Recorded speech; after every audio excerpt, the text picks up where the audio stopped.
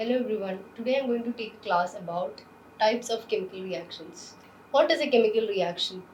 Process in which one or more reactants are converted to one or more different products is known as a chemical reaction. So we have come across different types of chemical reactions in our daily life.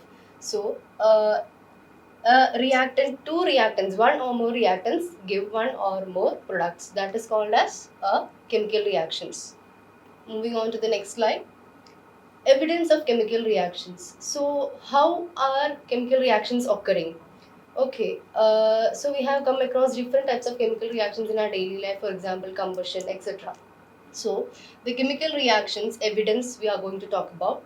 In a chemical change, a new substance is formed. So, in order for the new substance to occur, the chemical bonds have to break. Okay, so when the bond breaks, the substance is the atoms, they form a new bond. So in this mode of reaction, a chemical change is formed or a chemical reaction is formed. Okay, we are coming on to types or redox reactions. Okay, the chemical reactions, in chemical reactions there are redox reactions. Okay, redox reactions, as the name suggests, these are reduction oxidation reactions, which the reactants undergo a change in their oxidation states.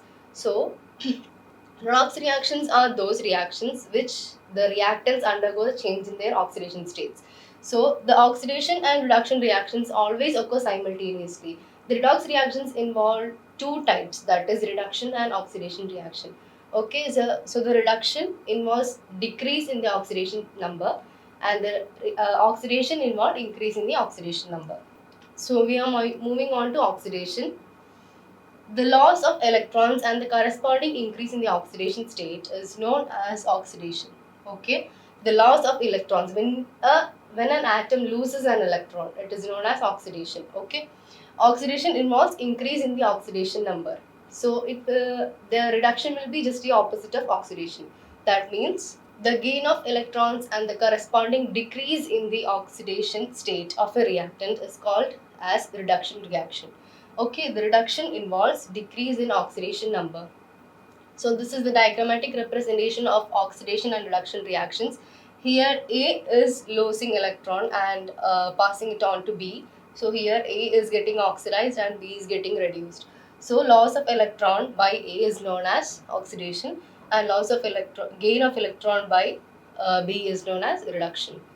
Okay, so as you got familiar with the redox reactions, types of redox reactions, we will move on to types of redox reactions.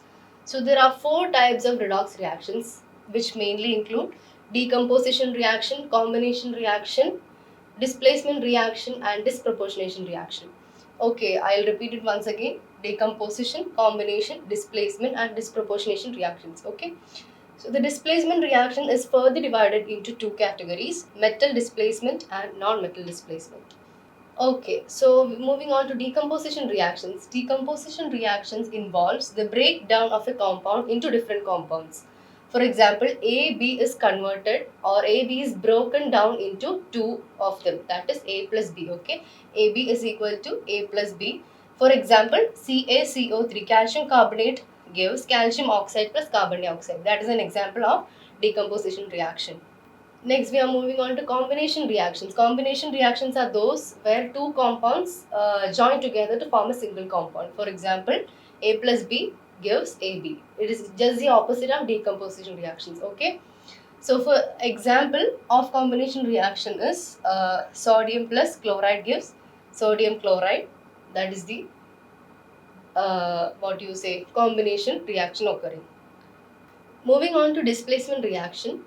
Displacement reaction. In a displacement reaction, an atom or an ion of a compound is replaced by an atom or an anion of another element. Okay, so I'll repeat. An atom or an ion in a compound is replaced by another atom or ion of a different compound. Okay, the equation we represent it as x plus yz is equal to xz plus y. So the displacement is occurring. Okay, here in this equation, y is displaced by x. Okay, so under displacement reactions there are two types of displacement reactions, that is metal displacement and non-metal displacement reactions. Okay. So in metal displacement, a metal present in the compound is displaced by another metal of a compound. Okay, for example, copper sulfate plus zinc gives copper plus zinc sulfate. So here, the copper sulfate is, or the copper is displaced by zinc as zinc metal. Okay, that is known as the metal displacement reaction. I'll explain about the non-metal reaction next. In this type of reaction, a non-metal displaces another non-metal of a compound present in the reaction. That is, for example, sodium plus water gives sodium hydroxide plus hydrogen. Okay, moving on to the next type of redox reaction, disproportionation reactions. So this is what is reactions in which a single reactant is oxidized and reduced simultaneously. Okay, the reaction in which a single reactant is oxidized and reduced. So the chemical equation includes P4 plus 3NaOH plus 3H2O gives 3NaH2PO2 plus pH3. Okay, so this is the definition of disproportionation reaction.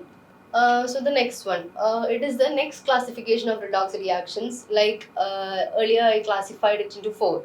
That means a combination, decomposition, disproportionation, and displacement reactions. So the redox reactions are further divided into two. That is direct and indirect redox reactions. Direct redox reactions. In direct redox reactions, both oxidation and reduction occur in the same vessel. Okay, and that will the indirect redox reaction will be just the opposite of the direct redox reaction. That means in indirect redox reactions, oxidation and reduction occurs in a different vessel. Okay, so in direct redox reactions, chemical energy is converted to heat energy in direct redox reactions. Okay, in direct redox reactions, chemical energy is converted into heat energy. Okay, so in indirect redox reactions, chemical energy is converted into electrical energy.